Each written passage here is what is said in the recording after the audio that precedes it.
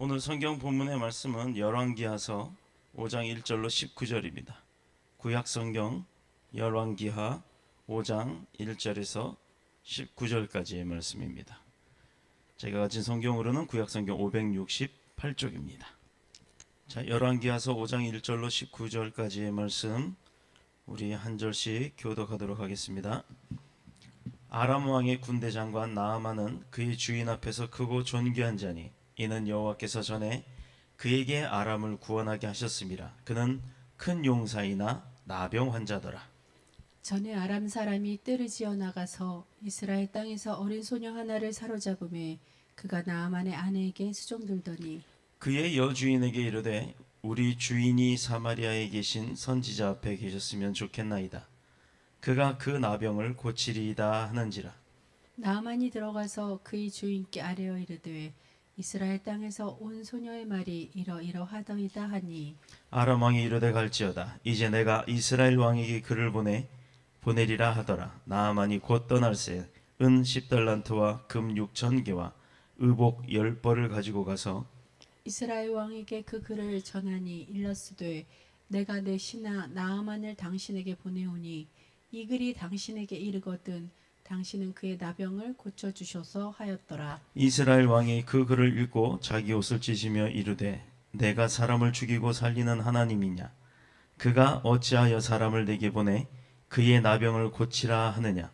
너희는 깊이 생각하고 저 왕이 틈을 타서 나와 더불어 시비하려 함인 줄 알라 하니라. 하나님의 사람 엘리사가 이스라엘 왕이 자기의 옷을 찢었다 함을 듣고 왕에게 보내 이르되 왕이 어찌하여 옷을 찢었나이까. 그 사람을 내게로 오게 하소서.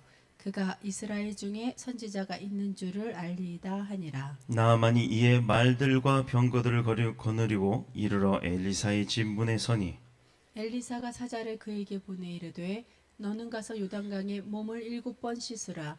네 살이 회복되어 깨끗하리라 하는지라. 나아만이 노하여 물러가며 이르되 내 생각에는 그가 내게로 나와서서 그의 하나님 여호와의 이름을 부르고 그의 손을 그 부위에 흔들어 나병을 고칠까 하였도다. 다메섹강 아바나와 바르발은 이스라엘 모든 강물보다 낫지 아니하냐. 내가 거기서 몸을 씻으면 깨끗하게 되지 아니하랴 하고 몸을 돌려 분노하여 떠나니 그의 종들이 나와서 말하여 이르되 내 아버지여 선지자가 당신에게 큰 일을 행하라 말하였다면 행하지 아니하였으리까. 하물며 당신에게 이르기를 씻어 깨끗게 하라 함이리까 하니 나아만이 이에 내려가서 하나님의 사람의 말대로 요단강에 7번 몸을 잠그니 그의 살이 어린아이의 살같이 회복되어 깨끗하게 되었더라. 나아만이 모든 군대와 함께 하나님의 사람에게로 돌아와서 그의 앞에 서서 이르되 내가 이제 이스라엘 외에는 온 천하에 신이 없는 줄 아나이다.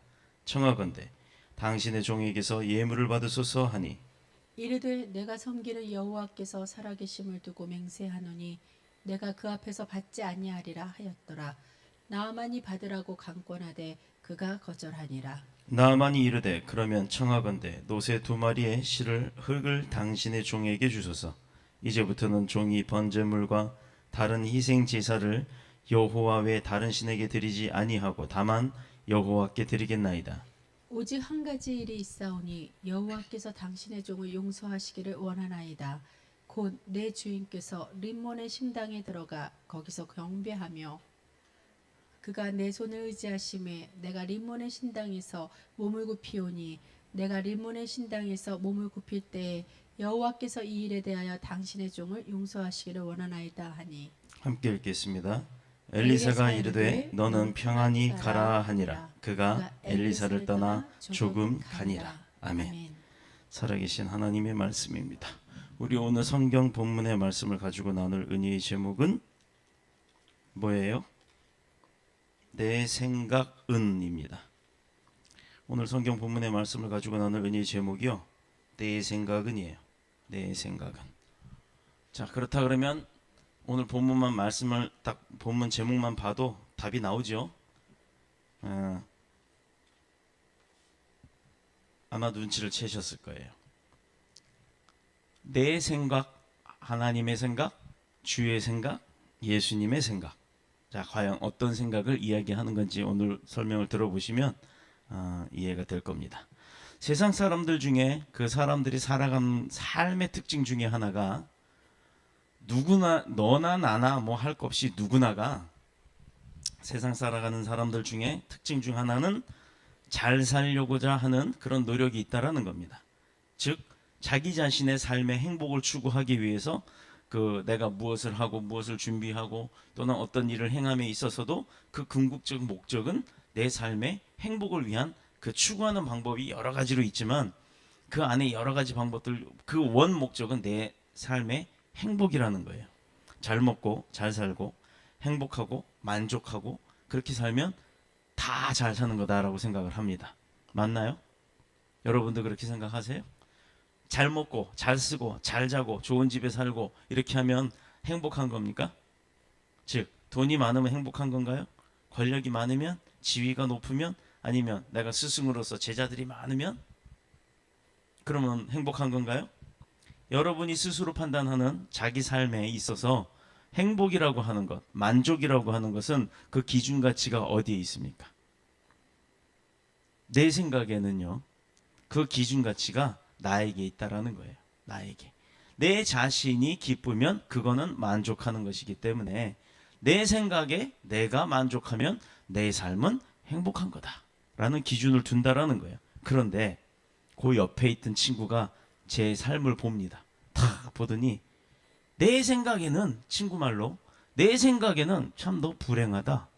돈 많은 건 좋은데 야 가족들 간에 우애도 없고 또 넌 친구들 간에 우정도 없지 않냐. 그건 또 그 사람의 생각이에요. 자 그렇다 그러면 가치관이라고 하는 것 자기 생각으로 하는 것 그 모든 것에 만족은 한다 할지라도 다른 사람 생각에는 만족할 수 없는 부분이 될 수 있다라는 겁니다. 돈 많은 이건희 회장 같은 분도 내 생각에는 세상에서 알아주는 대기업에 내가 총수니까 나 만족하고 행복해 라고 하지만 지금 병원에 누워 있어요. 그에게는 지금 가장 절실한 것은 무엇일까요? 세상에 그 많은 돈이 아니라 내가 내 뜻대로 말할 수 있고 걸어다닐 수 있는 건강이 그에게는 가장 소중한 것일 것입니다. 이렇게 사람의 기준으로 내 생각대로 맞추는 그 모든 기준의 원점은 항상 변한다라는 거예요. 내가 어렸을 때는 어른이 되는 게 내 소원이야. 어른이 됐더니 아이코 어른 됐더니 옛날이 더 좋았어. 이렇게 사람의 생각은 바뀌는 겁니다. 그러나 안타까운 것은요. 행복을 원하면서도 실상 행복이 아니라 불행함을 불러오고 살아가고 있다는 거예요. 왜 그렇게 말할 수 있냐면 그 이유는 굉장히 단순합니다. 복잡한 게 아니에요. 지금 설명을 복잡하게 했지만 사실상 그 원인은 내가 행복한 줄 알았지만 행복하지 않고 불행하게 살고 있는 것은 그 원인이 무엇이냐? 불행한 방법으로 행복을 추구하기 때문입니다. 행복한 방법으로 행복을 추구하는 것이 아니라 세상 사람들의 기준이고 내 기준이라고 하는 그 생각으로 그 행복을 추구하다 보니까 불행한 방법을 찾아가고 있더라 이 말이에요. 다시 말해서 잘못된 방법으로 죄성을 가지고 죄를 지어가면서 나는 아니다라고 하지만 이게 왜 죄가 돼? 라고 하지만 그 기준을 나에다 뒀을 때는 죄가 아니어도 하나님의 율법이나 하나님의 사랑이나 하나님의 말씀에 기준을 두면 죄가 될 수 있는 일들이 너무나도 많다라는 겁니다. 죄는 분명히 하나님이 미워하시는 거라고 했어요. 그런 죄를 지었기 때문에 하나님이 우리를 미워하시나요? 하나님이 우리를 창조하시고 나서 우리를 사랑하고자 하셨고 또 너희도 말씀 안에서 이웃을 네 몸과 같이 형제 자매를 사랑하라고 명령하셨던 분입니다. 그런데 우리가 죄 조금 졌다고 우리를 미워하실까요? 자, 이 사실을 잊은 채 사람들은요 자신이 원하는 결과만을 생각하고 산다는 겁니다. 남들보다 편하고 어떻게 보면 더 빠른 방법으로 승진하려고 남의 실적을 가로채기도 하고 또 내 실력이 아니라 남의 아이디어인데도 불구하고 내가 그것을 내 것처럼 포장을 해서 부하 직원들을 이용해서 올라가려고 하고 또 대학 교수들이 제자의 논문 발표 같은 거를 갈취해서 자신의 논문인 것처럼 이름만 얹어서 자신의 실적으로 올리기도 하고 여러 가지 방법들이 있죠. 그것이 바로 모든 사람들이 자기 나름대로 자기 생각대로 내 생각대로 하는 그 행복 추구라고 하는 그 방법이라는 거예요. 그게 행복을 내가 누리고 있다라고 착각하는 겁니다. 우리가 예수님께서 그 산상수훈의 말씀을 보면서 거기서 얻을 수 있는 교훈을 보면 심령이 가난하기 위해서는 뭐가 있어야 된다 그랬어요? 우리 초창기 수요 강론 때 했던 거죠. 심령이 가난한 자는 뭐가 있어야 돼요? 애통함이 있어야 심령이 가난할 수가 있다는 거예요. 애통이라는 게 뭐예요? 내 창자가 끊어질 만큼의 고통을 느낀다는 거예요. 아픔을 느낀다는 것. 누구를 위해서? 나를 위해서가 아니라 다른 누군가, 대상을 위해서, 그 사람을 위해서 내가 그렇게 아파할 수 있는 그런 애통함이 있어야 내 심령이 가난해지고 축복을 받을 수가 있다라고 했습니다. 자, 우리는 심령이 가난하기를 원하면서도요, 그래서 축복을 받기는 원하면서도요, 애통하려고는 하지 않는다는 거예요. 그 사람의 고통을 나누려고 하고, 그 사람을 이해하려고 하고, 그 사람을 위해서 내가 스스로 도움이 되려고 하는 그런 노력은 하지 않고 축복받기만을 원한다는 겁니다. 애통이 없이는 우리 심령이 결코 가난해질 수가 없기 때문에. 그래서 심령이 가난해질 수가 없다라는 것은 축복받을 자격 자체가 없다라는 거예요. 근본적으로 이것이 바로 우리의 생각과 삶이 애통함은 없이 축복만 받으려고 하는 그런 잘못된 생각을 갖고 가기 때문이라는 겁니다. 그래서 내 생각에는, 내 기준에는 맞지만 하나님의 기준과 하나님의 생각에는 맞지 않다라는 겁니다. 얼마나 고통스럽고 비참한 존재로 살아가느냐. 보기에는 만족이지만 남들이 봤을 때는 불만족이라는 거예요. 지금은 시리아라고 하는 나라에서 요새 계속 전쟁이 일어나고 있고 굉장히 황폐한 상황까지 가 있어요. 마실 물도 없을 정도로. 근데 그 시리아에 해당하는 아랍 나라가 오늘 본문에 나오는 장소입니다. 이 아랍 나라에 나아만이라고 하는 장군이 있었어요. 우리 교수님 중에 나상만 교수님이 계셔서 이름을 내가 한 번에 외웠어요. 나아만 장군, 나상만 교수님. 비슷하잖아요. 자, 성경은 그를 가리켜서 뭐라고 얘기했냐면, 우선 그의 이름은 나아만이라고 가르쳐줬고, 그리고 그 이름의 뜻은 자비함이 깊다라는 뜻이에요. 나아만이라는 뜻은 자비함이 굉장히 많은 사람이, 장군이 자비함이 많으면 어떻겠어요? 전쟁에 나가서 죽이고 이겨야 되는데 자비함이 너무 풍부해. 저 사람이 나를 죽이려고 했음에도 불구하고 내가 그를 용서해주는 그런 상황이 오면요, 자기는 전쟁이 지는 거예요. 그럼에도 불구하고 그런 장군의 이름이, 뜻은 자비함이 풍부하고 깊다라는 뜻입니다. 그리고 이 나아만은 왕 앞에서는요, 왕 앞에서조차도 굉장히 큰 존재예요. 왜냐하면 왕을 위해서 전쟁에 나가서 싸울 때마다 승승장구 매번 이겼기 때문에, 왕이 아주 그를 신뢰를 했기 때문에 그에게는 왕권을 뒤에 업은 뭐가 있어요? 백그라운드가 왕이니까 그 권력에 대한 교만함이 좀 들어 있었겠죠. 어떻게 보면 백성들 앞에서는 큰 용사요, 왕 앞에서는 크고 존귀한 존재라고 오늘 성경에서는 표현을 합니다. 그가 한 나라의 임금과 백성들 앞에서 절대적인 존재로 인정을 받았고, 왜? 실력이 있으니까. 군사로서의 실력이 있으니까. 그렇게 인정을 받고 존경받기까지는 전쟁터에서 많은 전공, 승리하는 전공을 세웠기 때문에 인정을 받는 거잖아요. 갈 때마다 병사들 다 죽이고 패배하는 장군 가만두나요? 쳐버리지. 또 그의 이름에 어울리기까지 그냥 자비함이 풍부한 사람이다 라고 이렇게 되어 있었기 때문에, 한마디로 겉으로는 이 세상에서 부러울 게 없는 존재죠. 왕도 인정해요, 백성도 인정해요. 그리고 그의 이름 자체도 굉장히 멋있는 이름이고, 남에게 드러낼 때 부끄러운 점 하나 없는 아주 대단한 사람이라고 느낄 수가 있었습니다. 나만의 생각에. 그러나 이 사람에게도 남들에게 드러내기 꺼려할 정도의 치부가 있었어요. 뭐였습니까? 본문 1절 한번 봅시다. 오늘 1절에 뭐라고 되어 있어요? 말미에 큰 용사이나 나병 환자라는 거예요. 그가 입었던 전투복, 이 갑옷 속에 진물이 줄줄줄 흐르는 나병을 앓고 있었다는 얘기예요. 그 전투복만 벗으면 누구나도 기피하고 옮을까봐 도망가고, 만나려고 하지 않고 악수 같은 거 청하면 기겁을 하고 도망갈 만한 그런 나병 환자였다는 거예요. 말씀대로 속으로는 살이 썩어 문드러지는 문둥병을 앓고 있었다는 거예요. 앓고 있었다는 겁니다. 한마디로 세상 사람들 앞에서는 구국의, 나라를 구한 구국의 영웅이요, 또 최고로 성공한 인생이요, 백성들로부터는 아주 존경과 인기를 한 몸에 받는 방탄소년단 같은 사람의 인기를 누렸겠지만, 장군의 갑옷 밑으로는 그 누구에게도 보여줄 수 없고 말할 수 없었던, 도움도 받을 수 없는 아주 무서웠던 그 나병을 앓고 있었던 거예요. 혼자만의 고민이었죠. 사람들은 돈 많은 부자를 부러워하고 인기 있는 뭐 연예인이나 권력 가진 사람들이나 또 사회적으로 성공해서 이름 많이 알려진 사람들하고 괜히 사진이라도 한 장 같이 찍으면은 내가 이 사람하고 무지 굉장히 가까운 것처럼 그걸 무슨 사무실에 대문짝만하게 걸어놓고 그런 사람들 많아요. 예를 들어 대통령하고 찍었다 그러면 그것도 이만하게 갖고 대통령하고 자기는 투표도 안 해놓고 그렇게 한 사람들 많죠. 왜 그러겠어요?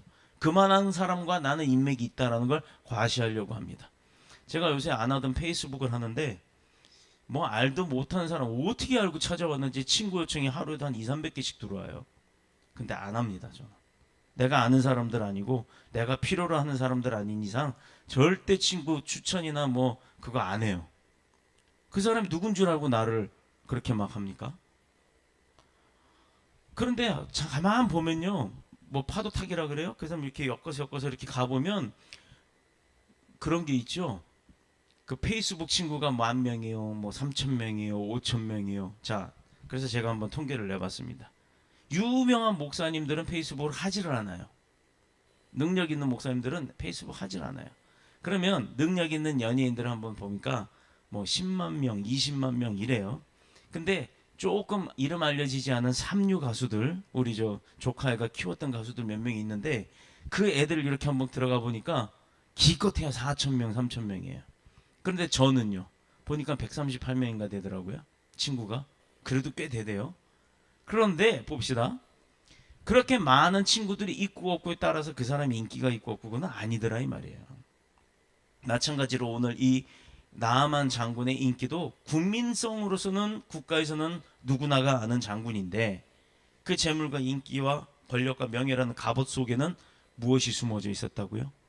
그들이 당하는 남모르는 고통 그리고 슬픔, 문제가 나아만 장군에게는 있었는데 그 백성들, 그 수많은 친구들이 그 고통을 알지 못하더라 이 말입니다. 그래서 세상에 드러나고 보이는 가시적인 것에는 사람들이 부러워하고 열광을 해요. 보이는 것에는.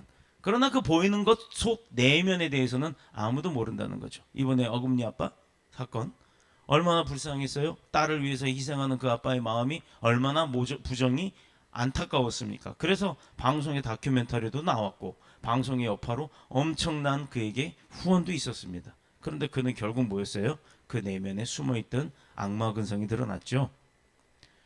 자, 그렇게 해서 내가 소유하고 누리고 있는 그 겉모습만 가지고 그 사람이 행복하다는 건 그 사람, 내 생각이라는 것 뿐이에요. 그러나 그 사람도 자기 자신도 숨기는 그런 일들이 아마 저와 여러분들 가운데도 그런 내용들이 있습니다. 바로 그게 우리 믿음의 백성들은 짊어지고 가야 할 십자가인 거예요. 왜 그렇게 말할 수 있느냐?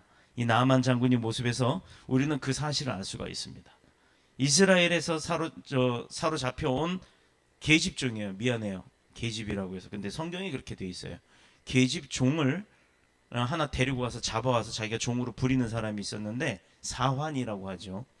이 소녀가 자기 주인인 나아만이 나병으로 고통받는 거를 알 수밖에 없잖아요. 시중을 들다 보면 옷도 빨아줘야 되고 뭐 이렇게 하다 보면 이 사람이 자기 주인이 무슨 병을 앓고 있는지 알 거 아닙니까? 이 종이 아니었으면 아마 도망갔을 거예요.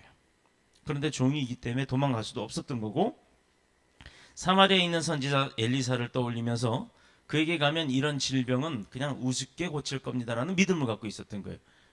그 계집 종이 대단한 사람이 아니잖아요. 하찮은 사람인데 그 한 사람의 마음 가운데 뭐가 있었냐면 엘리사, 자기가 섬겼던 자기가 알고 있었던 엘리사를 만나면 그런 병쯤은 다 나을 수 있습니다라는 생각을 갖고 있었던 거예요.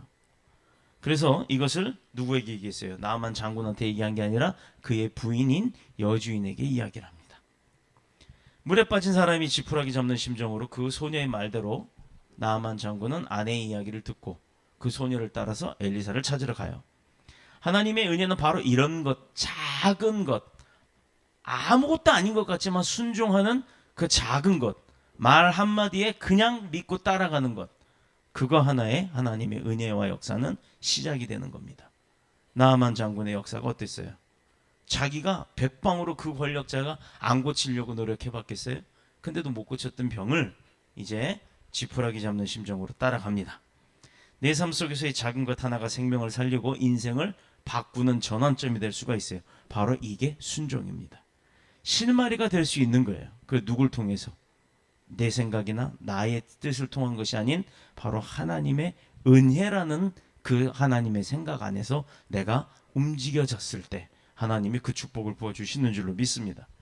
지금도 많은 사람들이 겉으로는요 신사숙녀고 겉으로는 유명인사고 또 실력자라고 해도요 남들이 보이지 않는 그 뒷면에선 뭐 사각박스 전달하면서 뇌물 주고받고 하고 하는 그런 정치인들이 얼마나 많습니까? 그게 드러나서 감옥을 가고 얼마나 그 비리들이 많아요. 남들이 보지 않는 곳에서는 나병처럼 인생이 좀 먹고 무너지고 있는 것을 본인도 느끼고 있으면서 그걸 헤어나오지 못하는 사람들이 혼자 고통받고 두려워하는 사람들이 얼마나 많은지 모릅니다. 이게 바로 세상입니다.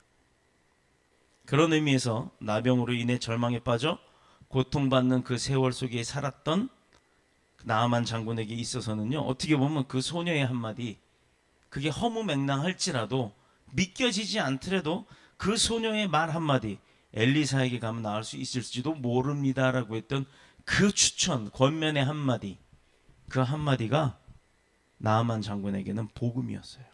복된 소리였습니다.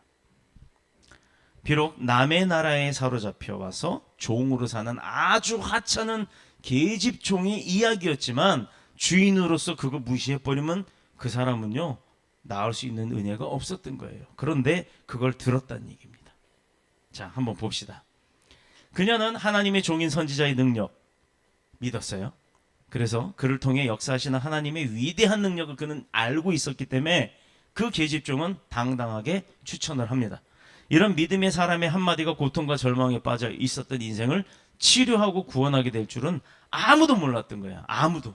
그 누구도. 심지어 그 소녀 자체도 이야기하면서도 자기가 한 대로 될 거라는 믿음은 확신까지는 없었다는 얘기죠.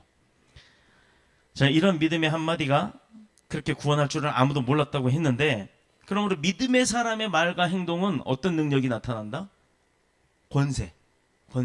왜? 내가 믿고 아버지의 백성이 되고 자녀가 되면 그 자녀에게는 아버지의 권세가 그대로 부어진다고 했잖아요. 그걸 믿기만 하면 되는 거예요.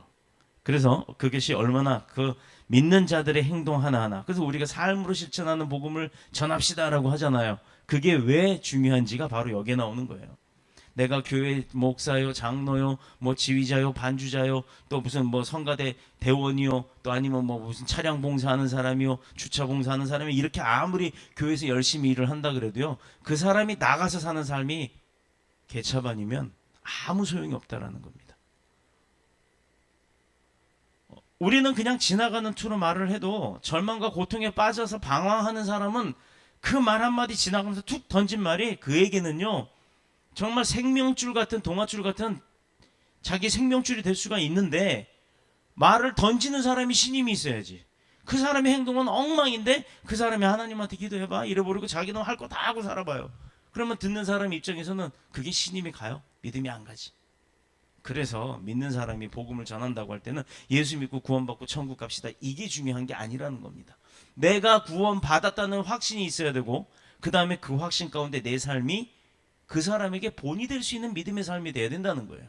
그것 자체가 안 이루어지면 힘들죠. 언행일치라는 것. 내가 한 말대로 다 살 수는 없습니다.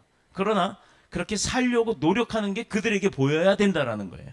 그래서 이 나아만 장군도 자기 병을 고치기 위해 왕의 친서, 왕이 써준 친서를 휴대하고 많은 재물과 사람들을 이끌고 권력을 세웠죠. 그 다음에 하나님의 사람 선지자 엘리야에게로 나갔어요. 찾아갔습니다. 드디어. 어떻게 보면 순종한 거죠. 그런데 그냥 순종은 아니었어요. 자기의 권세를 다 드러내고 가는 거예요. 그러나 세상의 모든 일이 결코 순조로운 것은 아닙니다. 엘리사를 찾아간 나아만이 생각과 행동이 뭐냐? 9절에 보면요. 선지자 엘리사가 거기에 거하는 집에 들어가지도 못했어요. 문전박대라는 거예요, 이게. 한 나라의 왕이 인정한 그리고 왕의 명령서 친서를 받아갖고 우리나라에서 예를 들어서 북한에 넘어가는 그 뭐 특사라고 하는 사람들이 그렇게 북한에 갔는데 김정은이가 예를 들어서 쳐다도 안 봤단 말이에요. 그럼 얼마나 기분 나쁘겠어요. 그 사람뿐이에요. 왕도 기분 나쁜 거지. 바로 그 대접을 받았다는 겁니다. 문전박대. 거하는 엘리사의 집이 앞에까지 왔음에도 그 집안에 발 한 번 들여놓지도 못하고, 그렇다고 엘리사가 그 나아만이 왔다고 막 맨발로 나와서 아이고 장군님 오셨습니까? 이럴 줄 알았는데 그러지도 않았다라는 거예요. 엘리사는 얼굴도 못 봤어요. 목사 만나러 왔는데 목사가 쳐다도 안 봤다는 얘기예요. 자, 그럼 보통 시험 들죠. 뭐야, 교회가 여기뿐이야? 목사가 지 하나야? 딴 교회 가지? 이런 생각하죠. 그런 생각해도 그건 그 사람의 내 생각이라고 하는 자유예요. 그러나 축복을 받고 안 받고는 그 사람의 자유예요. 축복을 목사가 안 준 건 아니에요. 또 엘리사가 안 준 건 아니지 않습니까? 종을 시켜서 요단강에 가서 뭐라고 얘기를 했냐면, 요단강이 뭐였냐면, 인도에 가면 겐지스 강이라고 있죠. 그 인도는 장례 문화가 어떻게 되냐면, 우리나라 한강 같은 그 겐지스 강이 도심에 있는데, 그 강가에 보면요, 상류층에 올라가 보면 맨날 뭘 태워요. 뭘 태우냐? 나무전 재단 쌓아놓고 그 위에 시신을 갖다 쌓아놓고 뉘어갖고 화장을 해요. 우리나라는 화장터라는 데 가서 하지만 그 인도는 겐지스 강에서 태웁니다. 그리고 그 재를 거기서 물 퍼다가 다 씻어서 다 흘려버려요. 그러면 그 물이 흘러내려오죠? 더럽죠? 굉장히 많이 죽잖아요. 인도 사람이 얼마나 많아요. 중국 다음으로 많은데 어마어마한 사람들이 죽습니다. 근데 거기서 죽을 수 있는 사람이 특권은 상류층 사람들만이에요. 카스트 제도가 있어서 아주 그 뭐 천민들은 그 시신만 닦는 일만 하는 거지 그 자리에서 죽지도 못해요. 그랬던 사람들이 그 시신 가루들이 막 흘러내려오는 그 밑에서 막 씻고 목욕하고 빨래하고 합니다. 좋다고. 마찬가지로 이 요단강도 그런 상황이었어요. 요단강도 결코 깨끗한 곳이 아니었습니다. 그런데 나아만 장군이 왔는데 엘리사가 만나서 얘기하는 것도 아니고 쳐다도 안 보고 내다보지도 않고 신경도 안 쓰더니 그 계집 사환 여종한테 하는 얘기가, 야, 나아만한테 가서 요단강 가서 7번 들어갔다 나왔다 들어갔다 나왔다 7번 해갖고 씻으면 나을 거라고 얘기해라. 이렇게만 얘기한 거예요. 와서 안수도 안 해주고. 자, 이에 대해 나아만이 뭐라고 반응을 합니까? 11절에 나옵니다. 제가 읽습니다. 노하여 물러가며 이르되, 내 생각에는 그가 나와 서서 그의 하나님 여호와의 이름을 부르고 그의 손을 내 몸 아픈 곳에 흔들어 나병을 고칠까 하였다 라고 생각을 하는 거예요. 환대하고 쫓아나와서 나아만을 최선을 다해서 허준이 죽어가는 환자 쫓아와가지고 치료해 준 것처럼 그렇게 해줄 줄 알았다 이 말이에요. 근데 그렇게 안 하고 뭐라고? 나보고 저 더러운 강에 들어가서 7번 들락달락 하라고? 이게 말이야 말밥이야? 그렇게 해서 뭐가 낫겠어? 이러고 화가 나버린 거예요. 야, 되돌아가자. 죽이지 않은 게 참 감사한 거죠. 그래도. 자, 선지자 엘리사를 찾아갔던 나아만에게서 나온 것이 바로 분노라는 게 치밀어 올랐던 거예요. 자, 교회에서도요, 사역을 하다 보면 이제 목사님을 통해서도 뭐 사역을 하게 되고 또 교회 어떤 부서에서도 사역을 하게 됩니다. 그러다 보면 장로님들을 통해서 상처받을 때 있고, 또 그 같이 일을 하는 그 부장 팀에서 상처를 받을 때 있고, 심지어는 담임 목사를 통해서 상처받을 때가 있어요. 그러면 어떻게 해야 돼요? 여러분 어떻게 해야 됩니까? 누군가로 인해서 내가 시험이 오게 됐다. 그럼 여러분 어떻게 하시겠어요? 여러분들은 기도예요. 기도. 하나님 앞에, 하나님, 제가 잘못됐습니까? 아니면 목사님이 잘못됐습니까? 장로님이 잘못됐습니까? 이렇게 따지는 게 아니라, 하나님, 이 일은 충성하고자 함에 있어 내가 왜 시험에 드는지 저를 다시 돌아보게 해달라고 기도를 합니다. 그렇게 하면 문제가 해결이 되기 시작해요. 내 생각에는 저는 잘못이 없는데 목사가 말이야 목사랍시고 갑질하네요. 이렇게 기도하시면 그 기도는 하나님이 안 들으세요. 설령 목사가 잘못했던, 내가 잘못했던, 누가 잘못했던 그건 따지지 마세요. 왜 이 일로 내가 시험이 오는지를 먼저 하나님 앞에 고백하고 나를 돌아볼 수 있도록 기도를 해보시면 문제들은 해결이 됩니다. 만일 나아만 장군이 끝까지 자기 생각을 고집을 하고 그냥 그 길로 돌아가 버렸으면 그 사람은 어때요? 평생 나병을 못 고치는 겁니다. 그래서 결국은 그가 죽을 때까지, 아니 심지어는 나병 때문에 먼저 자기 삶을 다 살지도 못하고 죽을 수도 있었던 거예요. 그럼 결국은요, 만약에 그렇게 분노함으로 시험 들었다고 승질 부리고 소리 삿대질 지르고 그러고 돌아가 버렸다 그러면 이 사람은요 불쌍한 사람이 되는 겁니다. 구원받지 못한 거예요. 치료받지 못했으니까. 그리고 결국은 그 소문이 다 나가게 되면 어떻게 돼요? 세상의 조롱거리가 되는 겁니다. 세상에서 칭송받았다가 세상에서 조롱받는 것은 종이 한 장 뒤집는 것처럼 어렵지가 않아요. 자, 내 생각에서는 자기 중심은 반드시 몇 가지의 잘못된 결과를 가져오기 때문이에요. 내 생각이라고 하는 것은 나의 중심이 먼저가 기준이 되기 때문에 분명히 잘못된 결과를 가져옵니다. 내 생각은 첫째로 분노를 일으키기 쉽기 때문이에요. 내 생각과 틀리면 화가 나요. 이야기를 하다, 어떤 회의를 논의를 하다가 뭐 건축을 하는데 다리를 짓는데 아니면 공사를 하는데 내 방법대로 안 한다고 화가 나면 승질을 내게 돼 있어요. 내 생각이라고 하는 고집관념주의는 다른 사람의 생각과 반드시 충돌을 일으키기 때문에 자기중심적 그 성향이 강한 사람은요, 그 분노는 파괴력을 갖고 옵니다. 파괴력을.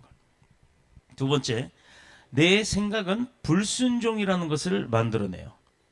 참 이 내 생각이라는 것이 얼마나 사람을 힘들게 하냐면 순종해도 모자랄 판에 불순종을 먼저 계획을 합니다.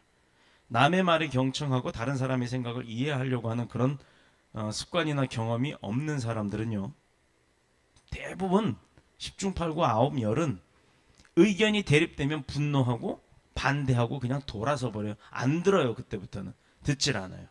그래서 되는 일도 오히려 망치게 만듭니다. 세 번째는 지금까지 수고하고 희생하며 모든 그 수고했던 것들을 다 한순간에 무너뜨려서 헛수고로 만들어 버리는 거예요. 그래서 분노와 원망과 불평만 남을 뿐이지 고생한 후에도 돌아오는 낙이 없어요. 자, 인내는 쓰고 열매는 달다 라고 표현을 하지만 인내를 쓰게 인내를 했는데 이렇게 분노함으로 인해서 한번 그래버리면 열매 자체를 얻을 수가 없다라는 겁니다. 왜? 내가 과수원에서 나무 심고 돌뿌리 캐내서 그 나무가 잘 자랄 수 있도록 비료주고 거름주고 때 되면 가지치기 해서 열매가 풍성하게 열리게 그렇게 노력을 땀을 흘려서 얼굴 새까맣게 타도록 해야 열매가 열리는데 하다가 분노가 나요. 아니 이게 왜 1년이 돼도 안 나? 2년이 돼도 안 나? 이게 무슨 사과나무 심었는데 5년이 돼도 사과라고 기껏해 손가락만한 거 몇 개 달려. 이런 이거 나무 자체가 글러먹었구나 하고 도끼로 갖다가 푹 찍어버려봐요. 그 나무가 열매를 얻을 수 있을까요? 여러분 참고로 사과나무는 심으면 6년이 지나야 먹을 만한 게 생깁니다. 그 5년을 못 참아서 그 6년 차에 거둘 수 있는데 그 5년쯤 가가지고 화가 난다고 도끼를 찍어버리면 쓴 인내는 쓰게 해놓고 열매 단 것을 얻지도 못하는 상황이 이 바로 분노함에 드러난다는 거예요. 이 기준이 어디 있다고요? 내 생각이라는 것. 내 생각이 우선이 되면 바로 이런 실수들을 하는 겁니다.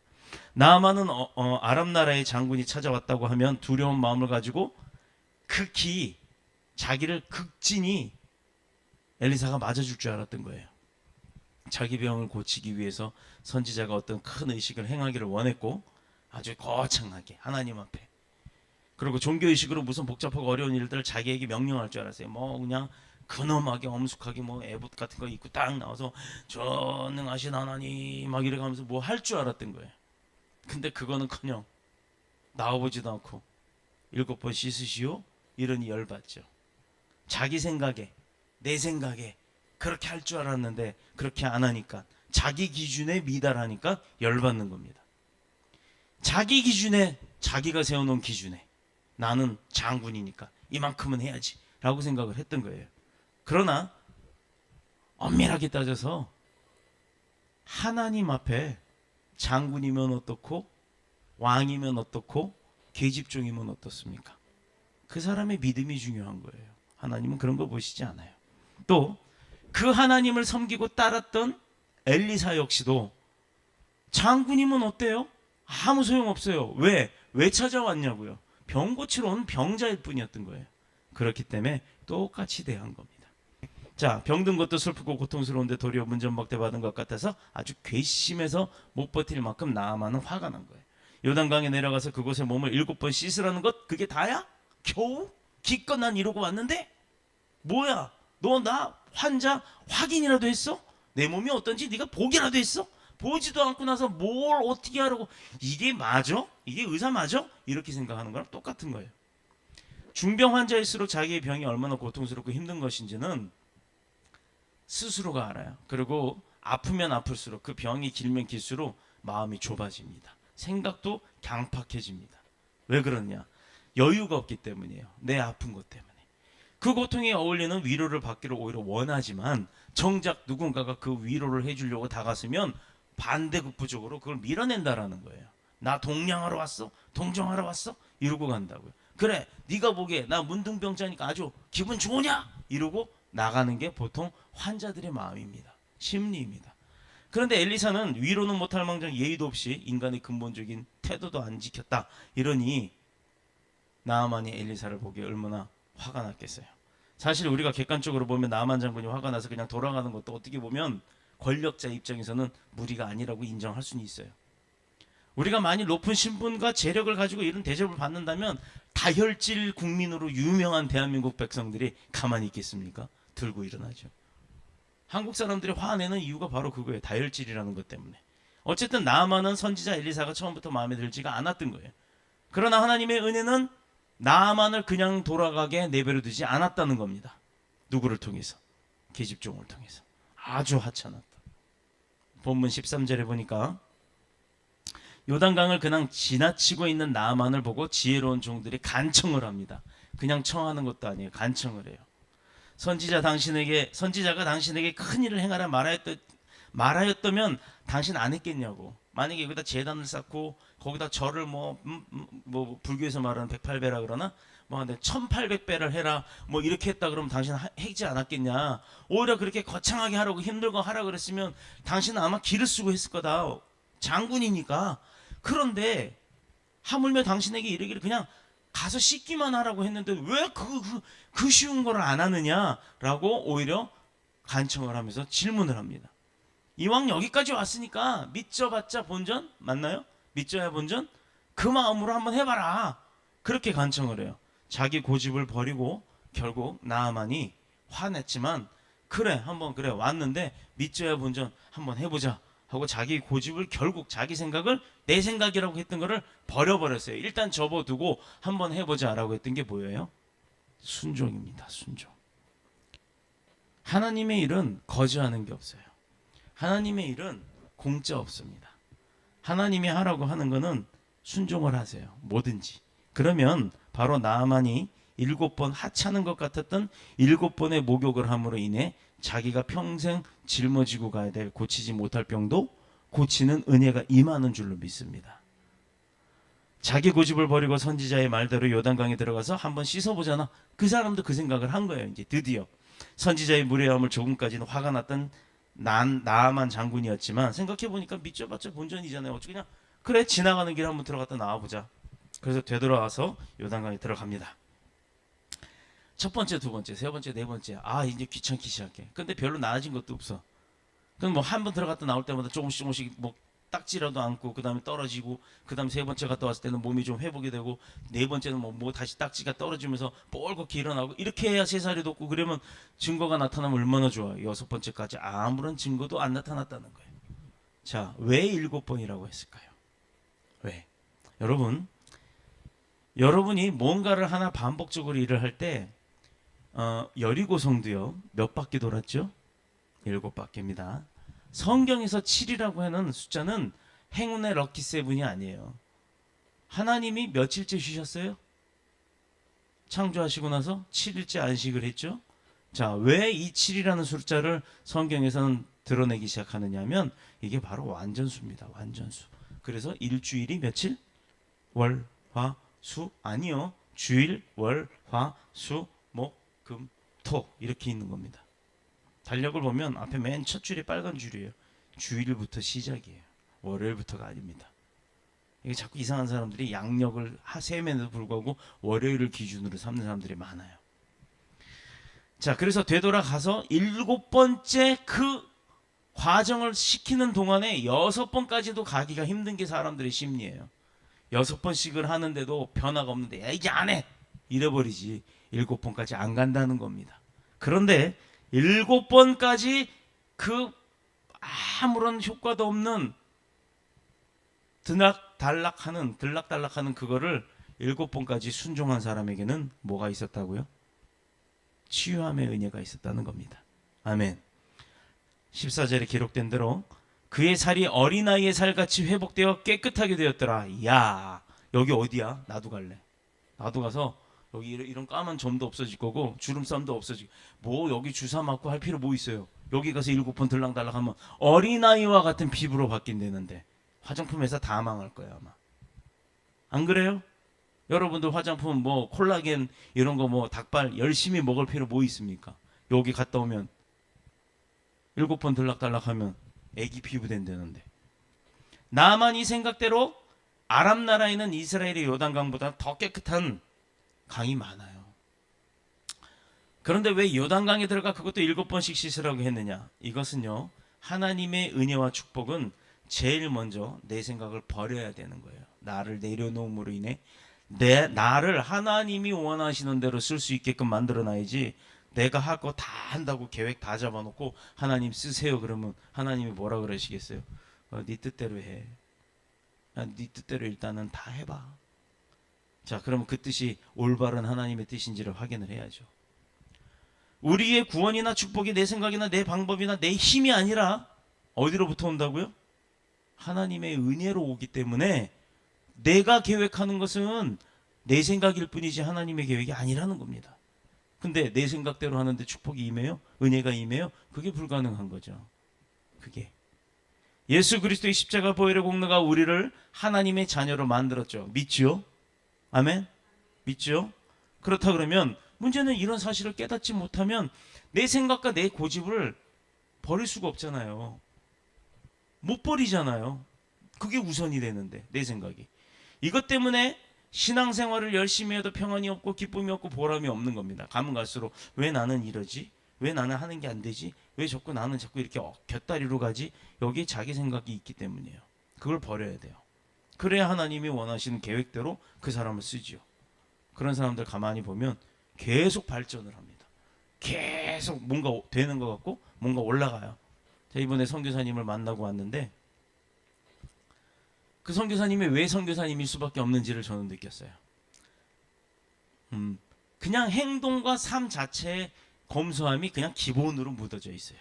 자, 누가 그러죠? 선교사들은 뭐 후원을 받으니까 잘 먹고 잘 살지 않냐고. 천만에요. 남들이 먹다 남긴 음식 조가리도요, 생선 토막도 그냥 갖다 다 먹어요. 말도 안 하고 당연하다는 듯이 남았어요? 남았으니까 내가 먹어야지. 우리 같으면 그렇게 하나요? 여러분 같이 친구들끼리 앉아서 밥 먹다가 상대방이 음식 남겨요. 그러면 그거 어떻게 해요? 그냥 갖다 버리잖아요. 대한민국 굉장히 부자인 나라예요. 그런데 이 선교사님이 어땠냐면 나는 물론 이야기하느라고 늦게 먹은 거였어요. 그런데 내가 다 먹은 줄 알았나 봐요. 나도 좋아하는 가자미인데 내 생선 토막을 물어보지도 않고 가져가서 본인이 드시더라고요. 그거 보고 참 놀랐습니다. 물론 먹성도 좋아야겠지만 근데 선교사님이기 때문에 그게 가능하다라는 게 느껴졌어요. 그리고 항상 웃어요. 그에게 고문이 없었겠습니까? 어려움이 없었겠습니까? 그런데 그런 것이 얼굴에선 드러나지 않아요. 왜? 선교사는 목숨 걸고 나가서 복음 전하는 거예요. 그런데 그에게 내 생각만 있었다 그러면 고통이 있었겠어요? 고민이 없었겠어요? 다 고통, 고민, 근심, 불안 이런 것만 있겠죠. 내일은 뭐 먹고 살지, 내일은 어떻게 운영을 하지 이런 생각만 있었겠죠. 그런데 왜 그분의 얼굴에 기쁨만이 넘쳤느냐? 뒤에 하나님이 하고 계시다는 것. 그냥 나는 하나님이 하자는 대로 가기만 하니까 걱정이 없는 거예요. 하나님은 망하게 하시는 분이 아니잖아요. 그걸 보고 어마어마하게 큰 은혜를 받고 왔습니다. 가기도 전에 은혜를 받았어요. 그러니 저는 분명히 확신합니다. 우리가 열심히 기도로 준비하고 가면 이번에 갔다 오면 큰 은혜들이 임할 줄로 저는 믿습니다. 사실 갈까 말까 고민도 참 많이 했어요. 거긴 뭐 마찬가지로 제 생각이죠. 그런데 확신이 있은 것은 이 선교사님을 만나고 나서입니다. 한 번 만나고 3시간 동안 이야기를 하면서 그냥 다른 이야기 하지 않았어요. 사역 이야기만 했습니다. 그런데 이미 사역이 계획이 다 잡히고 예산까지도 수립이 됐어요. 그런데 그분도 우리 형편 아시고 우리도 그분 형편 알잖아요. 그러니 그분도 최대한 예산을 줄여서 갈 수 있게끔 그분 스스로도 그렇게 먼저 이야기를 하십니다. 어느 선교사님들이 그래요? 자기 왔는데 국내에서 오면 선교사님들이 보통 선교비 받으려고 하죠. 왜냐? 와서 전기도 쓰고 뭐 밥도 먹고 물도 쓰고 하면 그 비용 다 줘야 되잖아요. 근데 그걸 굉장히 많이 바라시거든요. 그런데 이분은 그렇지가 않더라 이 말입니다. 아무튼 계속해서 우리는 기도를 하고 있는데 정말 빼먹지 말고 하루에 한 번씩 우리 캄보디아 선교를 위해서 기도해 주시기를 부탁합니다. 그래서 문제와 고통 속에 빠져 있다 할지라도 내가 두려움이 없는 것은 내 생각을 버리고 하나님의 뜻대로 움직일 때 하나님이 책임지시니까, 그러니까 내가 고민이 없는 거예요. 그래서 이 나만 장군처럼 자기 자신의 부끄러움을, 나는 드러난 사람이니까, 아마 이 어금니 아빠도 자기가 그렇게 인지도가 없는 사람이었다 그러면 그 아이 죽이지 않았을 거예요.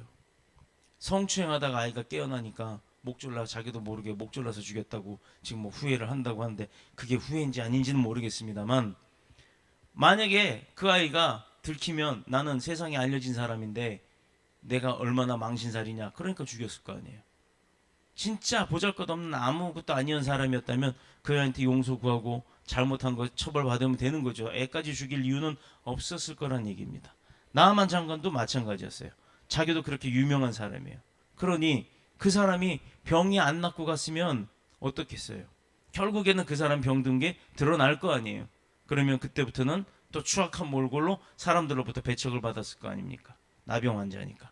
중요한 것은 듣고 판단하고 분석하고 순종의 여부를 놓고 갈등할 것이 아니라는 거예요. 순종은요, 갈등할 이유가 없어요. 그냥 들은 대로 하면 되는 게 순종이에요.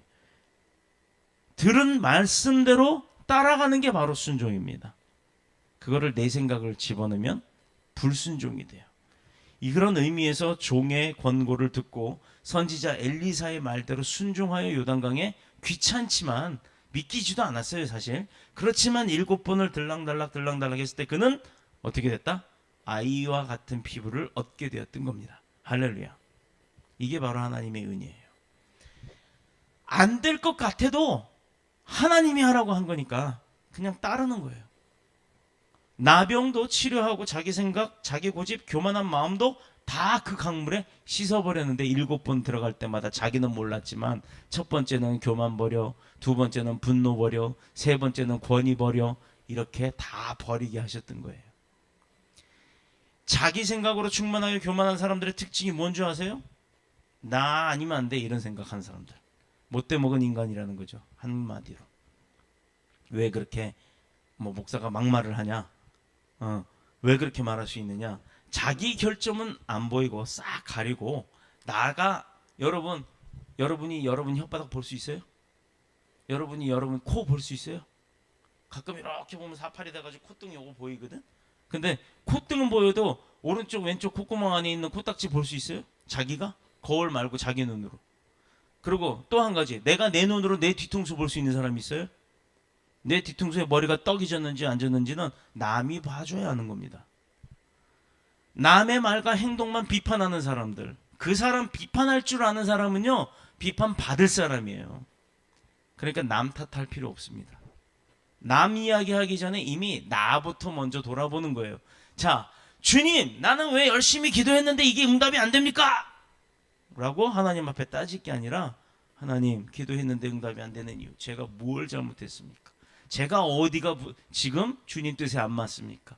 주님 마음에 안 드십니까? 이걸 볼 줄 알아야 돼요. 이 사람들이 바로 응답받는 사람들입니다. 한마디로 나만 옳고 다른 사람은 다 잘못되었다고 생각하는 것, 이게 아주 못돼 먹은 거예요. 그래서 남의 말은 듣지 않고 자기 말만 하는 것.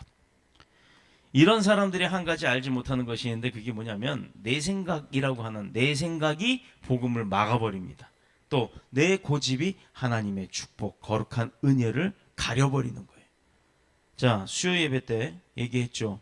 성령 회방에 대한 세 번째, 성령 회방죄라는 게 있는데, 성령 이거 용서받지 못하는 것 중에 성령에 관한 죄가 세 개가 있어요. 첫 번째가 이틀 전에 한 건데, 근심, 성령을 근심하게 하는 것. 두 번째가 성령을 소멸하게 하는 것. 여기에 해당하죠. 내 생각이라는 것 자체가 성령께서 하신 것이 내 생각이 더해져 버리면 성령 소멸죄에 해당이 되는 겁니다. 은혜되지 못하게 만드는 것, 그것을 알지 못해요. 내 행동이 이미 그렇게 해놓고도 하나님이 하셨던 은혜를 내가 행동으로 가려놓고 내 행동이 그 은혜를 가린 걸 모른다는 겁니다. 이게 바로 성령 소멸죄에 해당이 되는 거예요. 말씀대로 믿고 순종할 때 은혜가 임하고 능력이 임하고 하나님의 중심적 신앙, 하나님을 중심으로 하는 그 신앙생활, 그럴 때 내 믿음이 바로 서고 나에게 축복이 부어지는 겁니다. 교회 갔는데 교회만 가면 축복받고 부자 된다고 하는데 누가 그래요? 누가 교회 오면 축복받고 부자 된다고 그래요? 교회 와도요, 축복받을 일을 해야 축복받는 겁니다. 교회 온다고 축복받는 게 아니에요. 교회 오기만 하면 평안은 얻을 수 있습니다. 하나님이 항상 주시는 거니까. 그런데 은혜를 부어주시는데도 내가 우산 하나 탁 쓰고 은혜의 담비, 성령의 담비 다 걷어내고 있으면 그 사람만 은혜 못 받아요. 그 사람 덕에 그 옆에 앉은 사람 은혜 더블로 받아요. 왜? 옆에 지금 비 쏟아지고 있는데 나 그거 받기 싫다고 우산 딱 써봐요. 그 나한테 쏟아지는 부분이 어디로 가요? 옆 사람한테 다 갑니다. 앞뒤 사람한테. 찾아갖고 그런 사람 옆에 앉아 계세요. 그러면 은혜 많이 받습니다. 우스갯소리예요. 또 그렇다고 우산 피고 앉아있지 말고요. 자, 예수님의 능력과 기적을 가진 사람들이 어떤 사람들이 그런 걸 믿었나? 바로 어떤 사람이라고요? 내 생각이라는 것 자체를 버린 사람, 즉 겸손한 사람, 하나님의 뜻을 먼저 추구했던 사람, 먼저 그의 나라와 그의 의를 구하라고 했던 그 말씀대로 순종하는 사람. 이것이 아버지 이렇게 하는 것이 하나님이 기뻐하시는 일인가요? 이걸 먼저 물어볼 줄 아는 사람. 사도 바울은 너희 안에 이 마음을 품으라 곧 그리스도 예수의 마음이니 그는 근본 하나님의 본체이시나 하나님과 동등됨을 취할 것으로 여기지 아니하시고 오히려 자기를 비워 종의 형체를 가지고 사람들과 같이 되셨다. 누가? 예수 그리스도가 그랬단 말이에요. 하나님과 동일한 분이신데 이 땅에 오셔서 종의 모습으로 사셨단 말입니다. 빌립보서 2장 5절 7절의 말씀이에요.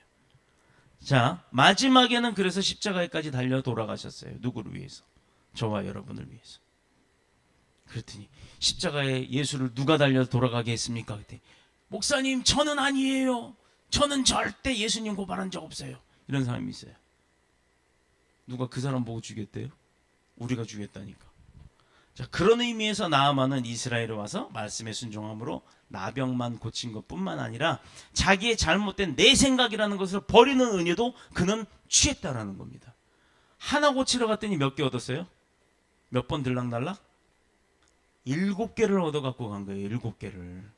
자기 생각과 잘못된 인격도 고치고 우상을 섬겼던 사람이 변화해서 하나님의 백성이 되었던 거예요. 내가 고칠 수 없었다. 세상에서 못 고치는 걸 하나님이 그냥 그것만 왔다 갔다 했더니 고쳐지는 은혜를 입었는데 그거 안 미칩니까?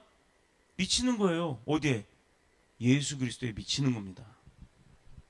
내가 겪지 않고는 그러니까 모르는 거예요. 내가 하나님 만나보지 않고는 하나님 이렇게 열정적으로 전할 수가 없는 거예요. 왜? 알지 못하는 걸 어떻게 전할 수 있겠어요? 자동차 영업사원이 자기가 신차가 나왔어요. 뭐 베쿠스가 나왔다 칩시다. 그 베쿠스가 나왔는데 베쿠스를 자기가 만져보지도 않고 타보지도 않고 교육도 안 받았는데 어떤 사람이 야 너네 회사에서 베쿠스 나왔다며? 그럼 그거 좀 나한테 좀 어떻게 소개 좀 해봐. 그때 문이 4개고요. 바퀴가 4개 달렸고요. 엔진은 뭐 5000cc쯤 된대요. 이렇게 얘기하면 여러분 사겠어요 그 사람한테? 이거는요 cc가 5000cc인데 정확하게는 4980cc입니다. 그리고 뭐 세금은 얼마가 나올 것이고 등록세는 얼마에 취득세는 얼마 뭐 이렇게 줄줄줄줄 설명을 해줘요. 그리고 이거 타면요 사장님으로서는 최고의 권위를 느낄 수 있습니다. 이렇게까지 막 띄워주고 이렇게 하면 그 사람한테 신임이 가서 그거 사는 거 아닙니까? 내가 예수 모르는데 예수를 어떻게 증거하겠어요? 제가 그래서 신학을 한 겁니다. 그냥 예수님만 알고 싶어서 신학을 시작했는데 결론은 목사까지 만들어 놓으셨어요. 자, 우상을 섬기던 사람이 변하여 하나님의 백성이 됐더니 이 나만의 은혜가 있었습니다. 나만의 순종은 선지자의 말대로 나병을 앓았던 몸을 깨끗하게 치료를 해줬고 그리고 15절에 보니까 이스라엘 하나님 여호와가 참 하나님이시다라는 것을 나만의 입으로 고백을 합니다. 대단한 일이죠. 요새 중이었다가 스님이었다가 개종을 한 집사님이 요즘 이제 정책에 대해서 막 이야기하는 게 요즘 유튜브에 또 아주 센세이션을 일으키고 있어요. 자, 바로 그런 거예요. 자신의 생각과 고집이 얼마나 어리석고 잘못된 것인지 선지자 엘리사에게 돌아와서 용서를 빕니다. 와, 이 인간이 쳐다도 안 봐? 이랬던 사람이 가다가 그냥 한번 해볼까? 되든 안 되든 한번 믿자 본전 하고 했던 사람이 은혜를 입고 나니까 다시 찾아와요. 그래서 무릎 꿇어요. 그가 나오지 않아도 상관없어요. 그 집 앞에 문 앞에 무릎 꿇고 엎드려서 자기의 잘못과 용서를 구합니다. 자신의 생각과 고집이 얼마나 어리석었던 건지 그거를 고백합니다. 이 장군이 머리를 조아리고. 나병은 저주받은 병이에요. 육체의 질병 중에 가장 무서운 질병입니다. 왜냐하면 나중에 모든 사람에게 버림을 받기 때문이에요. 전염될까 봐 사람들이 기피하잖아요. 우리나라 소록도도 보면 그래서 섬에다가 다 몰아놓고 살았어요. 저기 일산 신도시에도 가면 봉일천이라고 하는 데가 있는데 그 봉일천도 나환자촌이었습니다. 그러나 나병보다 더 무서운 병이 그런 큰 질병이 있습니다. 그것은 마음의 나병이라고 할 수 있는 곧 교만함이에요. 교만함. 내 생각은 이라는 게 나를 지배하는 것. 내 생각이 먼저 하나님의 뜻보다 또 세상 사람들의 마음보다 내 생각에 먼저 앞서는 것. 이것이 육체의 나병보다도 더 강한 마음의 나병입니다. 교만한 마음과 하나님의 말씀보다는 자기 생각에 사로잡힌 그런 인생. 이런 마음을 가지고 살면 어떻게 되느냐? 나병처럼 똑같이 사람들에게 버림받는다라는 거예요. 마지막에는 하나님으로부터도 버림을 받습니다. 그러나 이 저주받은 마음의 질병을 고치는 방법이 딱 하나가 있어요. 뭐냐? 예수 그리스도의 십자가. 이 십자가는 우상이 아니라 이 십자가에서 희생하셨던 주님을 형상화하는 겁니다. 자, 왜 그렇게 말할 수 있느냐? 십자가는 하나님 앞에서 자기를 버리고 사람들 앞에서 남을 위해서 희생을 하고 말씀 앞에서 자기 생각과 고집을 다 버리셨던 곳이기 때문이에요. 자, 보세요. 예수님이 하나님의 뜻대로 왔어요. 하나님이 너 죽고 네가 제물이 돼서 세상의 사람들을 고칠 것이다 라고 했어요. 나 죽기 싫어요. 그러니 이 잔을 내게서 좀 옮겨주시면 안 되겠어요? 아버지의 뜻을 좀 바꾸시면 안 될까요? 그런데 나는 그렇지만 아버지, 그래도 아버지의 뜻이 그렇다면 저를 쓰십시오 라고 기도한 게 겟세마네의 기도입니다. 자, 또 사람들 앞에서 예수님 뭔 잘못이 있었어요? 왜 십자가에 달려 돌아가십니까? 자기를 희생했어요. 목숨까지도 내놓고 돌아가셨어요.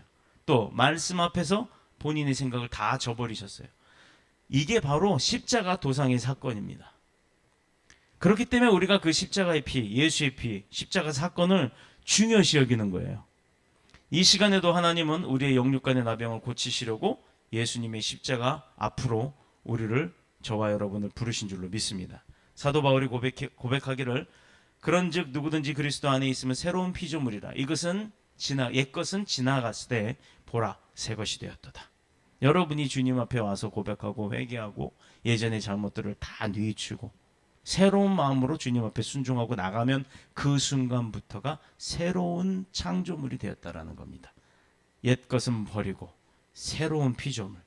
고린도후서 5장 17절의 말씀대로 살아가는 저와 여러분이 되시기를 축복합니다.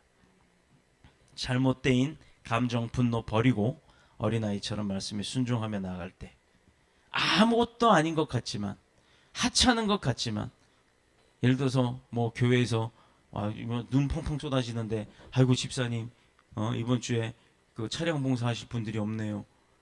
저 주차장 봉사 좀 해주십시오 라고 누군가가 부탁을 해요. 아유 왜 필름 그거 무슨 사람들 알지도 못하는데 그거 추운데 나가서 거기 하라고 궁시렁궁시렁 할 게 아니라 아멘 하세요. 왜 그 사람 많고 많은 사람들 중에 그 사람 왜 저 많은 사람들 중에 나를 선택했을까? 그걸 한번 생각해 보세요. 하나님은 뭔가 하시려고 하는 거잖아요. 그래서 남들은 하기 싫어하는 걸 시킬 수도 있는 거고, 남들 앞에 서서 화려해 보이는 뭐 찬양 인도를 한다든가 뭐 성경 봉독을 한다든가 기도를 시킨다든가 이런 거를 시키는 거겠죠. 뭔가 하나님이 주시려고. 근데 그거를 거부하지 마세요. 그것은 하나님이 기뻐하시는 새 사람이 되는 은혜를 내가 스스로 내 생각으로 막아버릴 수가 있어요. 그러면 축복의 길에 올라가다가도 뒷걸음질 칩니다. 이 은혜 충만, 성령 충만 안에서 복된 저와 여러분이 되시기를 예수님의 이름으로 축복합니다. 축원합니다. 우리 이제 찬양하고 기도하겠습니다. 주의 집에 영광이